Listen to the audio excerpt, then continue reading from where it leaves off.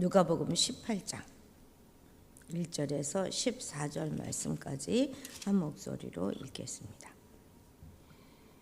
1절에서 14절까지요. 18장입니다. 함께 읽겠습니다. 예수께서 그들에게 항상 기도하고 낙심하지 말아야 할 것을 비유로 말씀하여 이르시되, 어떤 도시에 하나님을 두려워하지 않고 사람을 무시하지 않는 한 재판장이 있는데, 그 도시에 한 과부가 있어 자주 그에게 가서 내 원수에 대한 나의 원한을 풀어소서 하니, 그가 얼마 동안 들지 아니하다가 후에 속으로 생각하되, 내가 하나님을 두려워하지 않고 사람을 무시하나 이 과부가 나를 번거롭게 하니 내가 그 원한을 풀어주리라. 그렇지 않으면 늘 와서 나를 괴롭게 하리라 하였느니라. 주께서 또 이르시되, 불의한 재판장이 말한 것을 들으라. 하물며 하나님께서 그 밤낮 부르짖는 택한 자들의 원한을 풀어주지 아니하시겠느냐? 그들에게 오래 참으시겠느냐? 내가 너희에게 이르노니 속히 그 원한을 풀어주시리라. 그러나 인자가 올 때에 세상에서 믿음을 보겠느냐 하시니라. 또 자기를 의롭다고 믿고 다른 사람을 멸시하는 자들에게 이 비유로 말씀하시되, 두 사람이 기도하러 성전에 올라가니 하나는 바리새인이요 하나는 세리라. 바리새인은 서서 따로 기도하여 이르시되, 하나님이여, 나는 다른 사람들 곧 토색, 불의, 간음을 하는 자들과 같지 아니하고 이 세리와도 같지 아니함을 감사하나이다. 나는 일해에 2번씩 금식하고 또 11조에 소득주의다.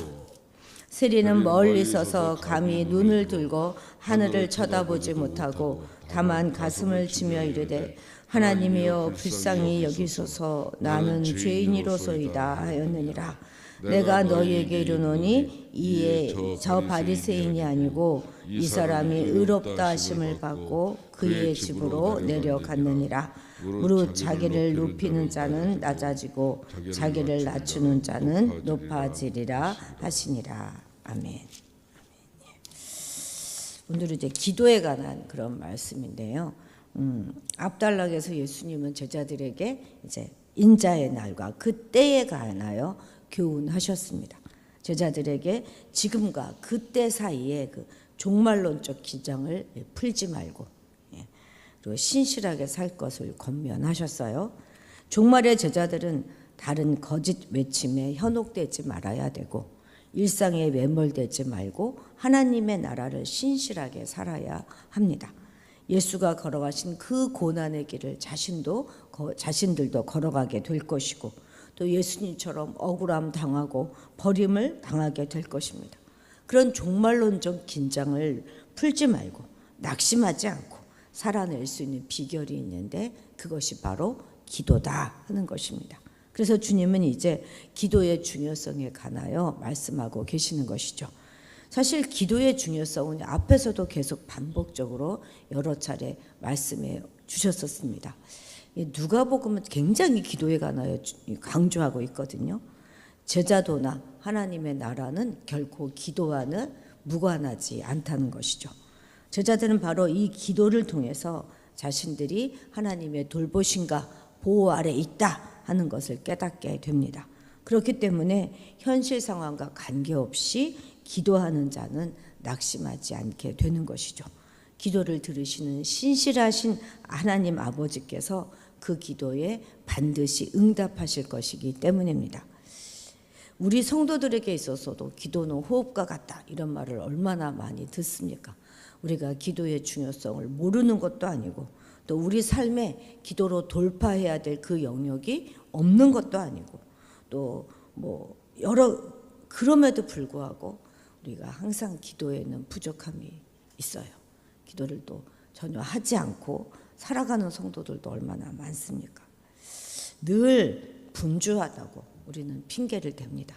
그런데 분주하지 않다고, 또 시간이 많다고 해서 기도를 하는 것도 아니고, 또 기도를 많이 한다고 해서 그 기도가 언제나 올바른 것도 아닙니다. 그래서 우리는 말씀을 하나하나 배워가는 것처럼 기도도 늘 겸손한 마음으로 배워가야 하는 것이죠. 오늘 본문에는 이제 기도에 관한 두 가지 비유가 등장하는데요. 불의한 재판관과 이 과부의 비유, 또 바리새인과 세리의 비유, 이 두 가지 비유입니다. 이 두 가지 비유 속에 등장하는 세 사람의 기도의 모습을 오늘은 좀 서로 비교해 가면서 다시 새롭게 기도를 배워보는 그런 시간을 갖도록 하겠습니다.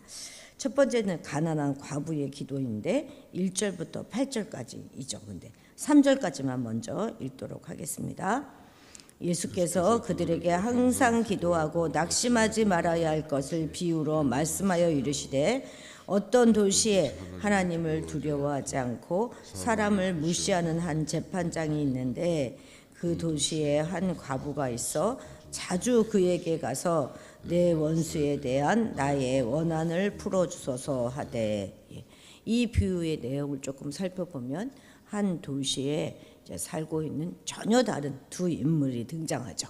하나는 재판장, 하나는 과부입니다.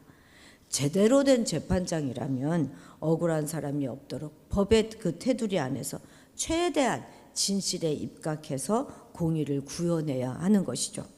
법의 사각지대에서 희생당하는 약자들에게 마지막 보루가 되어 주어야 하는 것이 바로 이 재판장 아니겠습니까? 하지만 이 비유 속에 나오는 재판장에게 이런 것들을 기대하기는 어려워 보입니다. 현실에서도 이런 거 기대할 수 없잖아요, 그죠? 정의가 참 정의의 편이 항상 이 법이 돼줘야 하는데 우리가 얼마나 이 법에 대해서 배신감을 느끼게 됩니까? 어쨌든 뭐 그렇습니다. 예수님은 이제 이 불의한 재판장에 관하여 그의 성품을 두 가지로 딱 묘사해 줍니다. 첫 번째는 하나님을 두려워하지 않는 자라 합니다. 그러니까 율법을 가볍게 여기고요, 아주 무시했기 때문에 6절에 보면 심지어 불의한 재판장이다 이렇게 부르시고 계시죠. 또 하나는 관직에 있으면서 사람을 완전히 무시했다는 거예요.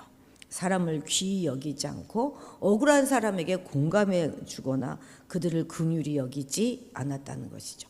그냥 억울한 사람은 그냥 늘 보는 사람이니까 그냥 그런가 보다 하는 거죠. 이와 대조적인 인물이 바로 이제 과부입니다. 과부. 홀로 억울함을 풀 능력이 없는 가장 연약한 사회적 약자이죠. 그녀가 원수로부터 억울한 일을 당했네요. 그죠? 재판에 여자가 참여할 수 없는 그런 참여하는 것이 완전히 제한됐던 시대였잖아요. 그런데도 불구하고 집안에 변변한 남자 하나가 없어서 본인이 직접 해결해야 하는 그런 처지입니다. 그 억울함을 들어줄 유일한 사람이 바로 이 재판장이었기 때문에 원한을 풀어달라 이렇게 최대한 호소합니다. 일면식도 없는 사람이었겠죠. 그런데 만약에 경제적으로 조금 넉넉했다면 뇌물이라도 확 쥐어줬더라면 쉽게 끝났을 일인데, 그러나 그럴 형편이 되지 못한 그녀가 할 수 있는 것이라고는 그저 매일 찾아가서 간청하고 또 간청하는 것뿐입니다. 자, 4절 5절 읽겠습니다. 그가 얼마 동안 듣지 아니하다가 후에 속으로 생각하되 내가 하나님을 두려워하지 않고 사람을 무시하나 이 과부가 나를 번거롭게 하니 내가 그 원한을 풀어주리라. 그렇지 않으면 늘 와서 나를 괴롭게 하리라 하였느니라. 이제 과부의 간절한 호소를 한참 동안 외면하고 있던 그가 갑자기 자신의 태도를 바꿉니다. 물론 이것은 하나님을 두려워하지 않고 사람을 무시하던 그의 가치관이 바뀌어서 그렇게 된 것은 아니죠. 그녀의 끈질긴 호소가 너무나 귀찮아서 그 마음을 돌이킨 것입니다. 또한 그렇게 날마다 부르짖는 그 과부의 이야기, 과부가 날마다 와서 막 그 부르짖는 것을 누군가 다른 사람들이 본다면 자신이 불쌍한 과부를 신원해 주지 않는 그런 재판장이다 이런 평가를 들을 것이 두려웠겠죠. 그러니까 그 원한을 풀어주는 목적은 귀찮게 하는 과부를 떨쳐버려서 자기가 좀 스트레스를 받지 않기 위함이고, 또 자신의 명예에 흠집이 가지 않기 위해서였던 거예요. 오직 이기적인 목적으로 그래도 재판장은 그녀의 원한을 풀어줍니다. 주님은 제자들에게 불의한 재판장의 독박을 들으라 이렇게 말씀하십니다. 재판장의 이러한 태도에 주목하라 말씀하신 이유는 바로 이 재판장의 태도에 빗대어서 하나님의 태도를 강조하기 위함이죠. 불의한 재판관은 귀찮아서 응답했지만 하나님은 기꺼이 응답하십니다. 7절 8절 읽겠습니다. 하물며 하나님께서 그 밤낮 부르짖는 택하신 자들의 원한을 풀어주지 아니하시겠느냐? 그들에게 오래 참으시겠느냐? 내가 너희에게 이르노니 속히 그 원한을 풀어주시리라. 그러나 인자가 올 때에 세상에서 믿음을 보겠느냐 하시니라. 아멘. 바로 이 가난한 가부의 기도는 항상 하는 기도예요. 그리고 낙심하지 않고 하는 기도입니다. 들어주거나 말거나 상관없는 그런 기도가 아니에요. 체면과 염치를 따지는 기도도 아닙니다. 들어주면 절대 살 수 없어서 혼신의 힘을 다해서 하는 그런 기도입니다. 기도하는 자신의 자격이 없다 하는 이 사실도 중요하지 않고요. 심지어 기도를 듣는 재판관의 인격마저도 고려하지 않습니다. 아무 가능성도 따지지 않고 그저 자신이 기도하지 않으면 살 수 없기 때문에 드리는 기도인 것이죠. 우리가 기도하는 것이 참 어려운 이유는 이런 절박함이 없기 때문이 아닐까요? 너무 우리 앞에는 여러 가지 방법과 여러 가지 길들이 있어요. 또 생각은 왜 이렇게 많습니까? 우리에게는 병원도 너무 많고 약도 너무 흔해요. 그래서 우린 기도하지 않습니다. 또한 우리 안에 패배감이 너무나 뿌리 깊이 박혀 있어요. 기도해도 될까? 이런 생각이 많죠. 하나님만이 유일한 해결책이고 그분만이 절실하다 하는 이런 생각들이 회복될 때 우리는 기도에 매달릴 수가 있을 것입니다. 참 좋으신 우리 하나님이 이렇게 절박함을 가지고 하는 그 항상 하는 그 기도에 어찌 반응하지 않을 수 있으랴 하는 믿음으로 늘 쉬지 않고 기도하는 우리가 되어야 하겠습니다. 정말 우리 아침에는 우리의 그 절박함이 그런 좀 회복되기를 위하여 기도해야겠습니다. 이제 그 다음에 등장하는 비유는 스스로 의롭다고 하면서 타인을 멸시하는 자들을 꾸짖기 위한 그런 비유입니다. 이 비유 속에는 세리하고 바리새인이 등장해요. 근데 모두 다 기도하기 위해서 지금 성전으로 올라가는데 이들의 태도는 완전 상반되는 태도입니다. 바리새인은 내면에 아주 확고부당한 그런 의로움이 자리 잡고 있습니다. 그러나 세리는 평소 동족으로부터 죄인이라고 손가락질 받고 낙인 찍힌 채 살아왔어요. 그리고 자신도 로마에 부역하는 그 일이 너무나 부끄럽게 생각되지만 생계를 위하여 부득불 멈출 수가 없었던 자이죠. 그의 마음 한구석에는 자신이 죄인임을 인정하는 태도가 항상 자리 잡고 있었습니다. 자, 11, 12절 같이 읽겠습니다. 자, 바리새인부터 볼 건데요.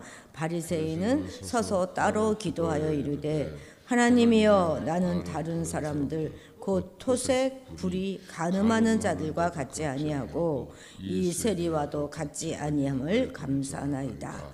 나는 일회에 2번씩 금식하고 또 소득의 11조를 드리나이다 하고.